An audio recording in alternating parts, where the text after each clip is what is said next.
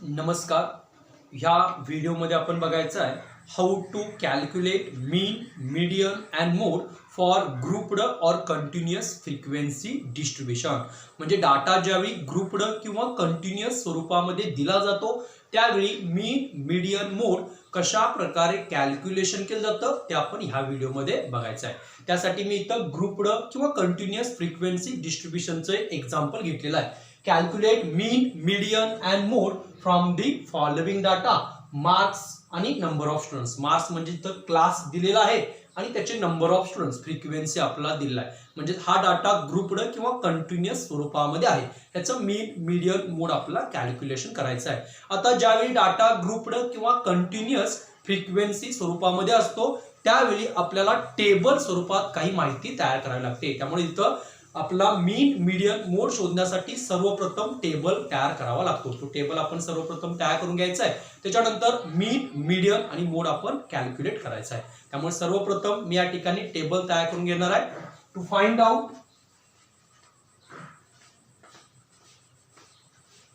Mean, median and mode, we prepare following table.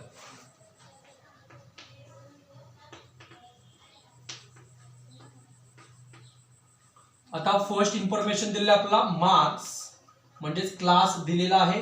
त्यानंतर number of students. Number of students म्हणजे frequency F आपल्याला दिलेला आहे. Class first class आहे 0 to 10, 10 to 20, 20 to 30, 30 to 40, 40 to 50, 50 to 60 and 60 to 70. आपल्याला त्या ठिकाणी क्लास दिलेला आहे. आणि नंबर ऑफ स्टुडंट्स म्हणजे फ्रिक्वेन्सी 8, 10, 12, 20, 12, 10 आणि 8. n is equal to number of observation म्हणजे सगळ्या फ्रिक्वेन्सीची टोटल 80 त्या ठिकाणी येते. n is equal to number of observation. एवढी इन्फॉर्मेशन दिलेली आहे. आता ज्यावेळी आपला मीन कॅल्क्युलेशन करायचा असतो त्यावेळी आपला ग्रुपमध्ये त्याची मिड व्हॅल्यू किंवा त्याला आपण मिड पॉइंट म्हणतो ह्या कॉलमची आवश्यकता असते. त्यामुळे पुढचा कॉलम आपला एम कॉलम, त्यालाच आपण इथं मिड व्हॅल्यू किंवा मिड पॉइंट म्हणणार आहे. Mid value is equal to lower limit plus upper limit divide by 2. म्हणजे आपला जे क्लास दिले आहेत त्यातली लहान संख्या आणि मोठी संख्या यांची बेरीज करायचं आणि त्याला भागिले 2 करायचं. प्रत्येक क्लासची मिड व्हॅल्यू आपल्याला त्या ठिकाणी मिळणार आहे. आपला पहिला क्लास आहे 0 ते 10. 0 प्लस 10 भागिले 2 म्हणजे आन्सर त्याचं 5 येईल. म्हणजे पहिला फर्स्ट मिड व्हॅल्यू 5 येणार. 10 ते 20 यांचा मध्य 15, 15. 20 ते 30 याचा मध्य 25, 25. 30 ते 40 याचा मध्य 35, 35. 40 ते 50 याचा मध्य 45. 50 ते 60 याचा मध्य 55 आणि 60 ते 70 याचा मध्य 65. हा एम कॉलम आपल्याला मिळाला. आणि त्याच्यानंतर मीन शोधण्यासाठी फ्रिक्वेन्सी आणि मिड व्हॅल्यू ह्या दोन्ही कॉलमचा आपल्याला गुणाकार करावा लागतो. त्यामुळे नेक्स्ट कॉलम घ्यायचा आहे आपण एफ एम. एफ कॉलम आणि एम कॉलम यांचा गुणाकार करायचा. 8 गुणिले 5 40, 10 गुणिले 15 150, 25 गुणिले 12 300, 35 गुणिले 20 700. त्यानंतर 12 गुणिले 45 540, 55 गुणिले 10 550, 65 गुणिले 8 520. या सगळ्याची टोटल करायचं आहे. Summation F M is equal to 2800. 2800 त्या ठिकाणी टोटल येते. आणि त्यानंतर मीडियन आणि मोड ह्या दोन व्हॅल्यू शोधण्यासाठी आपल्याला सीएफ लेस दॅन सीएफ किंवा ग्रेटर दॅन सीएफ ह्या दोन कॉलमची आवश्यकता असते. मग ह्यामध्ये आपण लेस दॅन सीएफ कॉलम करू शकता किंवा मोर दॅन सीएफ हा कॉलम त्या ठिकाणी करू शकता. आपण या ठिकाणी नेक्स्ट कॉलम करायचा आहे लेस दॅन सीएफ किंवा त्यालाच आपण सीएफ क्युम्युलेटिव्ह फ्रिक्वेन्सी असे म्हणतो. संचित वारंवारता त्याला म्हणतो. त्यामुळे लास्ट कॉलम सीएफ करायचा आहे. सीएफ कॉलम तयार करणं एकदम इझी आहे.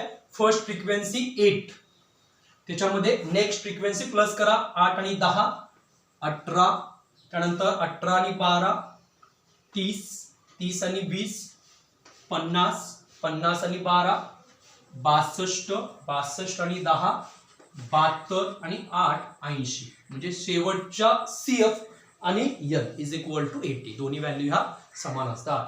म्हणजेच आपल्याला ज्यावेळी मीन, मीडियन आणि मोड शोधायचा असतो ग्रुपमध्ये, त्यावेळी आपल्याला M कॉलम तयार करावा लागतो. मिड व्हॅल्यू किंवा मिड पॉइंट म्हणतो.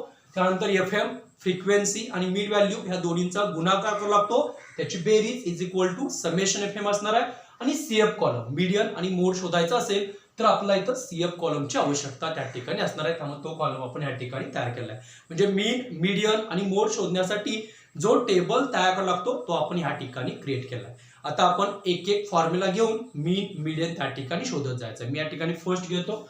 फर्स्ट आपण शोधूया mean. Mean is equal to X bar आणि इथं मीनचा फॉर्म्युला आहे ग्रुपसाठी X bar is equal to summation FM upon N. Summation FM आहे 2800, त्याला N इज इक्वल टू 80 35 35. म्हणजेच या ठिकाणी मीन हा 35 येतो. 2800 भागिले 80 करा, मीनची व्हॅल्यू 35 असणार आहे. त्यानंतर सेकंड व्हॅल्यू आपण शोधायचा आहे median. Median is equal to short form त्याला आपण ME म्हणतो. मीडियनचा फॉर्म्युला आहे median is equal to value of N upon 2 D item. म्हणजेच या ठिकाणी N आहे 80 डिवाइड बाय 2 D आयटम, म्हणजेच व्हॅल्यू ऑफ 40th आयटम. आता ही 40 व्हॅल्यू आपल्याला CF कॉलम मध्ये बघावी लागते. या ठिकाणी the CF just greater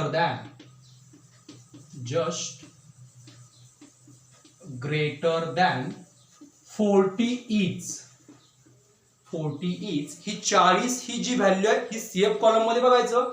40 value या ठिकाणी 50 मध्ये द्या आणि या 50 चा करस्पॉन्डिंग क्लास, 50 चा करस्पॉन्डिंग क्लास हा मीडियन क्लास असणार. 40 is 50 and corresponding class, corresponding class 30 to 40, 30-40 हा त्या ठिकाणी मीडियन क्लास असणार आहे. म्हणजे 40 ही संख्या इथं 50 मध्ये येते CF मध्ये, त्याच्या समोरचा क्लास 30 ते 40 आहे. म्हणजे हा मीडियन क्लास 30 ते 40 असणार आहे. आणि या ठिकाणी आता मीडियनचा फॉर्म्युला यूज करायचा आहे. Median is equal to L1 plus N upon 2 minus CF याला divide by F into C. हा त्या ठिकाणी मीडियनचा फॉर्म्युला आहे. L1 is equal to lower limit N upon 2 आपण वरती कॅल्क्युलेशन केलेलं आहे. CF cumulative frequency of the previous class, मागच्या क्लासचा CF घ्यायचा. F is equal to frequency of that class, त्या क्लासची फ्रिक्वेन्सी. आणि C is equal to class width किंवा त्याला आपण कॉमन फॅक्टर म्हणतो, क्लासची रुंदी. आता त्या ठिकाणी ह्या सगळ्या व्हॅल्यू आपण त्या ठिकाणी मांडून घ्यायचं आहे. First L1 is equal to lower limit, क्लासची लहान संख्या. आता 30 ते 40 मध्ये लहान संख्या कुठली आहे 30. L1 is equal to 30. त्यानंतर N अपॉन 2 इज इक्वल, आपण वरती कॅल्क्युलेशन केलेलं आहे, N अपॉन 2 40. त्यानंतर CF is equal to cumulative frequency of the previous class. इथं CF घेताना कायम मागच्या क्लासची CF ची व्हॅल्यू घ्यायची. म्हणजे हा क्लास आहे 30 ते 40, त्याच्या मागच्या क्लासचा CF आहे 30, त्यामुळे CF इज इक्वल टू 30. आणि C is equal to class width किंवा कॉमन फॅक्टर, क्लासची रुंदी 30 ते 40, याच्यामधला डिफरन्स आहे 10. C is equal to 10. किंमत टाकतो मी फॉर्म्युला मध्ये. L1 30 plus N upon 2 40 minus CF 30 upon frequency. आता F इज इक्वल टू काय असणार बघा, F is equal to frequency of that class, त्या क्लासची फ्रिक्वेन्सी 20 आहे. F is equal to 20 upon 20 into 10.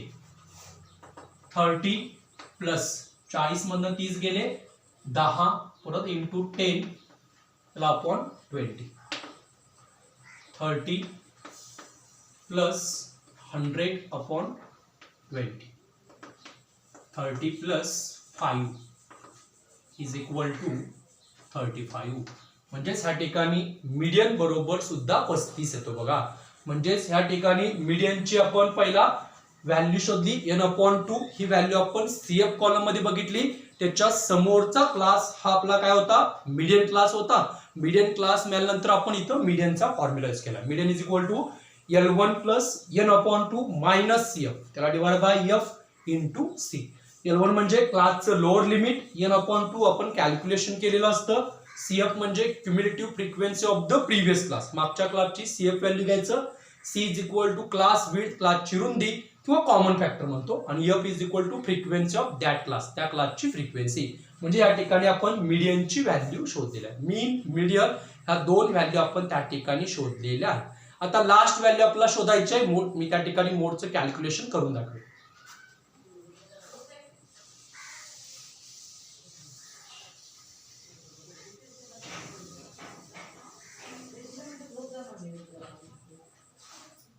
Third value आहे mode. Mode is equal to maximum frequency class. या ठिकाणी मोड क्लास जो असणार आहे तो जास्तीत जास्त फ्रिक्वेन्सी असणारा क्लास हा मोड क्लास असणार. मग आपला डाटामध्ये फ्रिक्वेन्सी मॅक्झिमम आहे 20, त्याचा क्लास आहे 30 ते 40.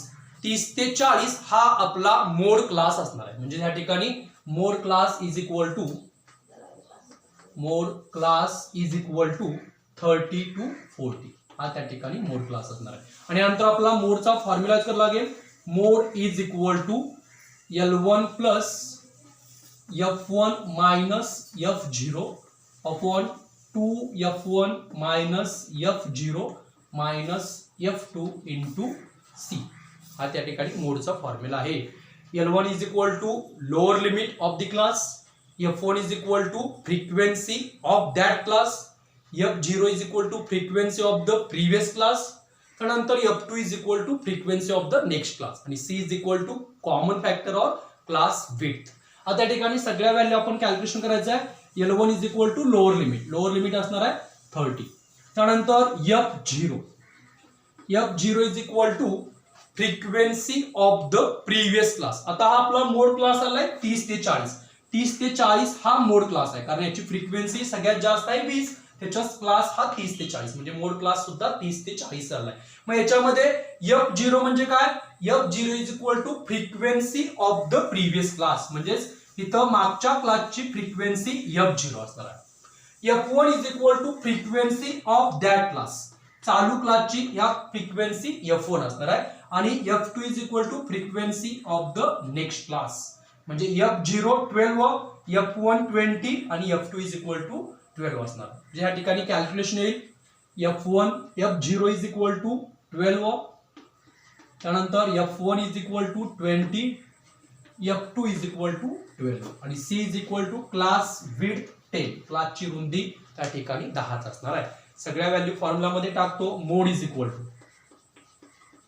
L1 30 plus F1 20 minus F0 12 divide by 2F1 2 into 20 minus F0 12 minus F2 12 into 10.